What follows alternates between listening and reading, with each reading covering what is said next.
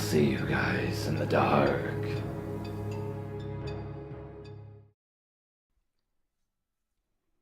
This happened at least 5 years ago.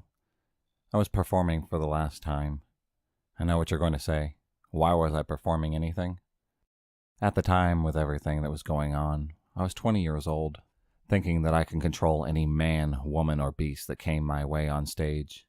Yes, I worked at a BDSM strip club as a dominatrix. I've seen my fair share of stalkers, had at least a dozen restraining orders from ex's playboys. But this night takes the cake. I met Mike 3 hours before everything started, and talked with him, asked him about his soft spots, things on the norm when you first met in this style of a bar.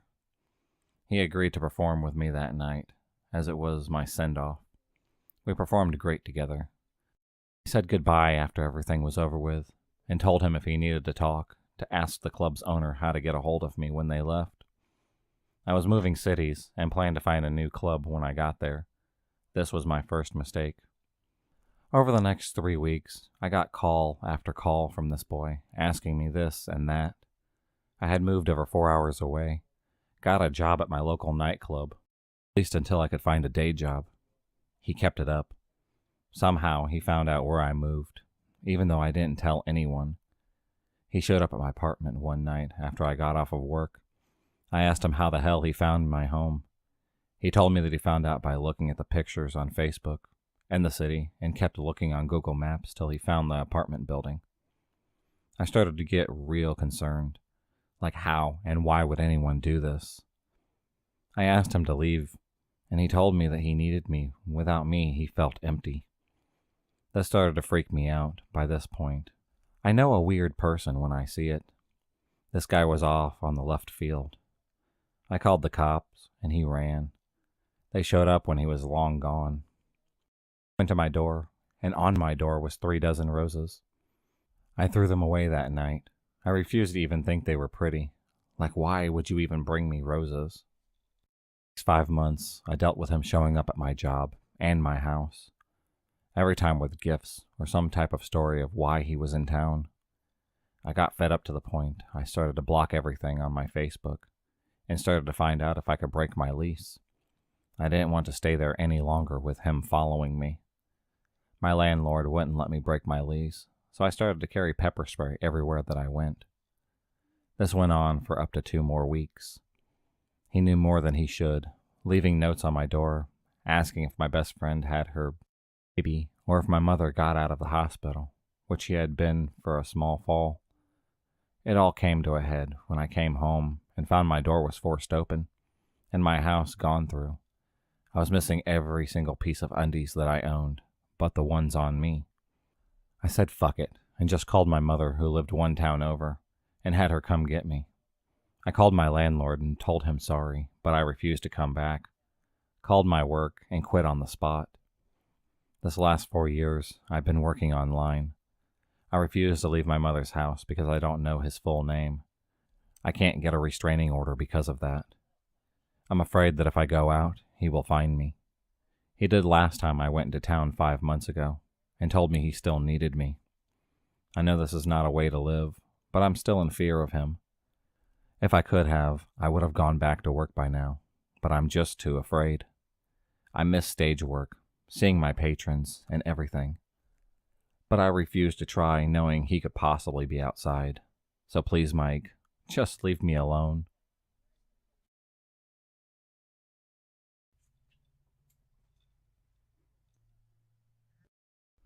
I was out one night with my girls. This was about 3 months ago. We went out for a girls' night. Our local bar held events like this. We thought it would be fun, just the 4 of us, with all you can drink. We get there and get to the bar when he showed up dressed to the T in his silk shirt and slacks. Mind you, this is a dive bar. Like we have a deer head on the wall, and bikers are known to come in. He sure seemed out of place, though. I thought, why not, and walked up to him. I found out his name was John. He just moved into town and found out about the bar from his co-workers. We talked for a little while before he invited me home. I told the girls good night, and they wooed after me, cheering me on. We got to his house, and everything was going well. We had a great night, and I never felt quite right in his house, though. I got his number before I left, saying goodbye after he dropped me off at the bar. I got home and programmed his number into my phone. I messaged him about 3 days later.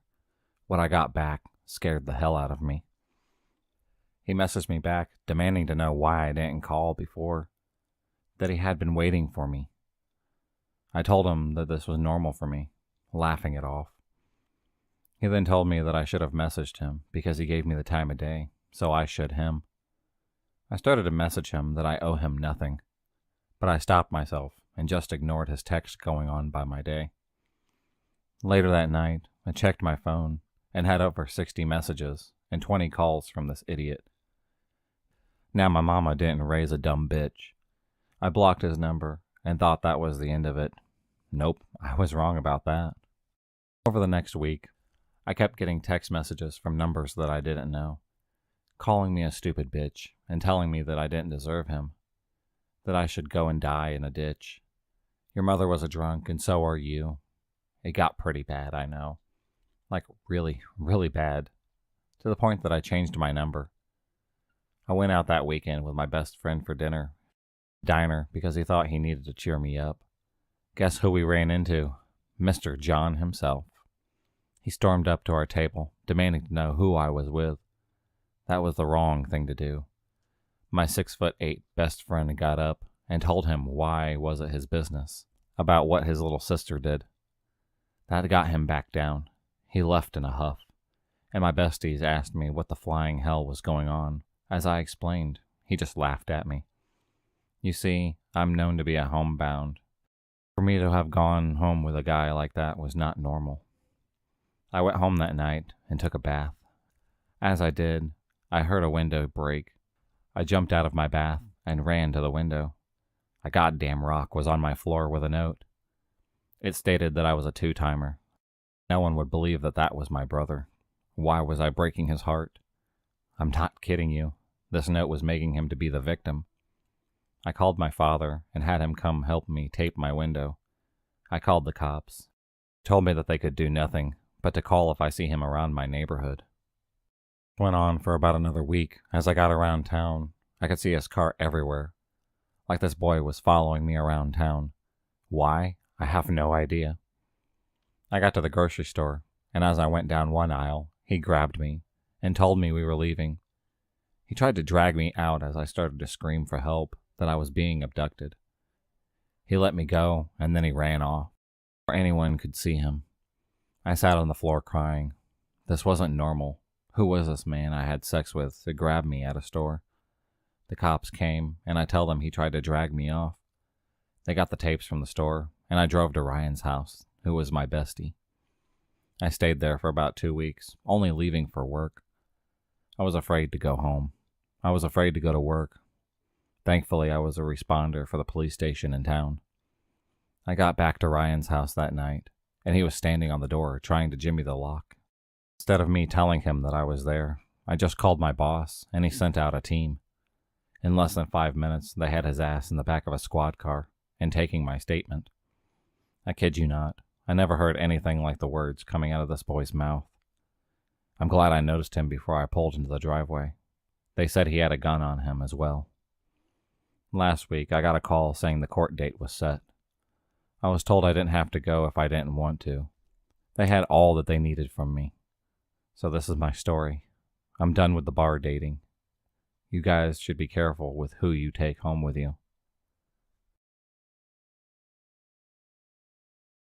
Back in 2004, yeah, I know, I'm pretty old. My then best friend Sarah and I went to Cancun for our senior spring break. Being 17 and 18 years old in a foreign country was quite the experience. We had already been there 5 nights and had an armful of bands to show. We enjoyed the nightlife, but then we figured which club we loved and decided for our last night we'd go back. As we were in a line, a man and a younger teenage girl were in line in front of us. After listening to Sarah and I talk for a while, the girl in front of us, overhearing us, jumps into our conversation, asking where we're from, how old we were, etc. The father quickly jumps in asking who we were with, if our parents would be joining us. Being naive, we stated that no, we were there on our own. He insisted on paying our entry, $25 to get a band, to drink all night long. We had our money with us, but we told him no. We're up to pay, and the daughter quickly starts talking to us, telling us about her family vacation, talking nonstop to us. All of a sudden, her dad turns and tells us to give them her arms, to get us a bracelet as he paid for us. We tried to argue and insist that we wanted to pay for ourselves, but he wouldn't budge, saying that we weren't going to let us in, as we looked under 18, so he had to pay them extra to let us in. He had told them that he would watch out for us. We didn't speak Spanish, but we had already been there 2 nights that week. We let it go. It was our last night after all. As soon as we're in there, the daughter wouldn't let us go anywhere without her, and soon the wife appeared. Both the parents were watching us like hawks. They kept trying to get us our drinks, despite them being free for us, but I refused. Lifetime movies, anyone? Then all of a sudden the daughter starts begging us to come back to their hotel for a sleepover. She really liked us and wanted to hang out with us on our last night there. We kept saying no and trying to walk away. As soon as we would, the mom and dad would swoop in and bring us back to their daughter, telling us boys only want one thing and we need to stick together because bad things can happen to girls that look like us in foreign countries. We were blonde and blue-eyed. That's when the alarms started sounding. There's a million young girls in here, and for the past 2 hours, these people have been on it, to the point that the mom would actually physically hold my arm to keep me from trying to walk away. At this point, my spidey senses were tingling, and I tell my friend that we need to get out of there. We sent the daughter to ask her parents for drinks. Then we made our exit. We ran outside and quickly made it to the cab, just to see the dad and mom running after us. Thankfully, they had no idea where we were staying. I truly have no idea if they badly wanted their daughter to have a sleepover, or if they had other plans for us. I'm just glad I followed my instincts. My friend was an idiot. I'm surprised I made it back with her and got us out of there. If you enjoyed this video, please subscribe, like, and hit the bell for notifications on future videos and become a stalker of the night. And I'll see you next time.